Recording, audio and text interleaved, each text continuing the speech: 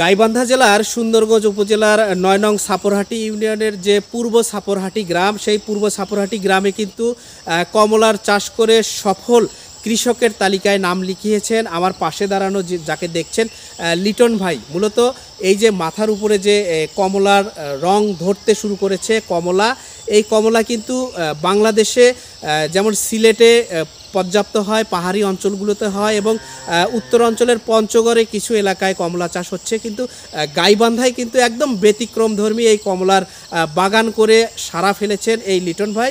শুধু এই কমলা নয়, তার পাশে কিন্তু দেখছেন যে এই যে বস্তাবন্দি আদা, তার বাড়ির পাশের যে পৈতৃক সূত্রে পাওয়া 2.5 বিঘা জমির উপর কিন্তু উনি নিজের মেধা খাটিয়ে নিজের যোগ্যতায় এই বাগান, কমলার বাগান এবং আদা চাষ করে উনি আজকে একজন সফল কৃষক হয়েছেন। তো লিটন ভাই যেমনটি বলছিলেন যে গাইবান্ধার যারা কৃষক শুধু ধান চাষ করে, শাকসবজি চাষ করে, সেই মানুষগুলো কিন্তু এ ধরনের কমলার বাগান করেও বাংলাদেশে যেমন অর্থনৈতিকভাবে নিজে স্বাবলম্বী হতে পারবে, তেমনি লিটন ভাইয়ের মতো এই যে কমলার চাষ, ফুলের চাষ এবং আদার চাষ করে আপনি যেমন নিজে স্বাবলম্বী হবেন, দেশের জন্য এবং স্বাস্থ্য খাতেও আপনি ভূমিকা রাখবেন। আমরা একটু শুনবো।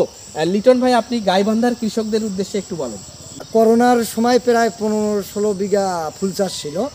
যা হোক, আমি এইরকম একটা মোটামুটিভাবে অনেক মিডিয়াতে আমার প্রচার হয়েছে যে ফুল চাষি লিটন সবাই চেনে। গাইবান্ধা জেলার মধ্যে ব্যতিক্রমভাবে আমি ফুল চাষ করেছিলাম এবং সেটা ধান সবজি বাদ দিয়েই ফুলের ওপর ছিলাম। তারপর করোনাকালে আমি বিশাল একটা ক্ষতিগ্রস্ত হওয়ার পরে তারপরে আমি এই কমলা চাষে চলে এলাম। যেটা যেহেতু খাওয়া জিনিস, এটা তো আর ফেলে দেওয়া যাবে না। ফুল এমন জিনিস, এটা তো খাওয়ার মতোই না। অনেকে আমাকে বলছিল যে কমলা চাষ বাংলার মাটিতে হয় না, এলে ফালতু কথা, টক হয়। আমি সবাইকে দাওয়াত দিয়েছিলাম যে আমার বাগানে আসেন, আমার বাগানে এসে নিজ হাতে ফল পেড়ে খেয়ে যদি আপনাদের ইচ্ছা হয় তাহলে 2-1টা করে গাছ লাগাবেন। তার কারণ এই বাইরে থেকে কত কোটি টাকার ফল যেন আমাদের দেশে আসে, সেটাও আবার ওই ফরমালিন যাও বিভিন্ন কেমিক্যাল বিষাক্ত আর কি। আমরা তো ওটা সঠিক জানি না, ও মাপা যন্ত্র আমাদের কাছে নেই, আমরা সাধারণ পাবলিক কিভাবে বুঝবো। আপনি গাইবান্ধার কৃষককে কি বলতে চান? আমি গাইবান্ধার কৃষককে বলতে চাই যে আপনারা এইভাবে ধান চাষে বেশি না যেয়ে এইভাবে বাগান করেন। কমলা, মালটা এর বাগানে আপনারা আরও একটা ফল করতে চাষ করতে পারবেন, সেটা হলো নিচে আদা। উপরে আপনার গাছ থাকবে, নিচে আদা। দেখা যাচ্ছে যে একটা কমলার গাছ, এখন কমলা আমার 200 টাকা করে পাইকারি। একটা গাছে দেখা যাচ্ছে যে 1 মণ 1.5 মণ। একটা গাছে 8,000-10,000 টাকা করে আসা সম্ভব এবং সাথী ফসল হিসাবে নিচে আদা চাষ হবে। আমরা যদি সবাই মিলে উদ্যপ্ত হয়ে এই চাষবাস করি তাহলে আমাদের বাইরে থেকে ফল আসার, বাইরের দেশ থেকে কোনো ফল আসার অপশন আর থাকবে না।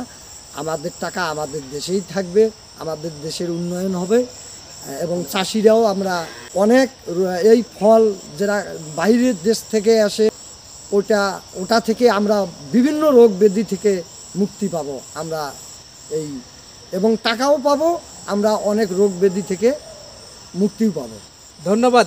লিটন ভাই যেমনটি বলছিলেন, আপনারা শুনছেন যে এই যে কমলা বাহির থেকে আসে ফরমালিনযুক্ত, এগুলোর হাত থেকে রক্ষা পেতে আপনি সফল কৃষকও হতে পারবেন এবং আপনি চাইলেই এই কমলার চাষ, নিচে বস্তাবন্দি আদা চাষ করে কিন্তু আপনিও দেশের যেমন নিজের অর্থনৈতিকভাবে স্বাবলম্বী হতে পারবেন, পাশাপাশি দেশকেও আপনি কিছু দিতে পারবেন। অতএব এই যে আমার পাশে দাঁড়ানো যে লিটন ভাই কৃষক, উনি নিজের মেধা যোগ্যতা খাটিয়ে আজকে সফল কৃষক হয়েছে।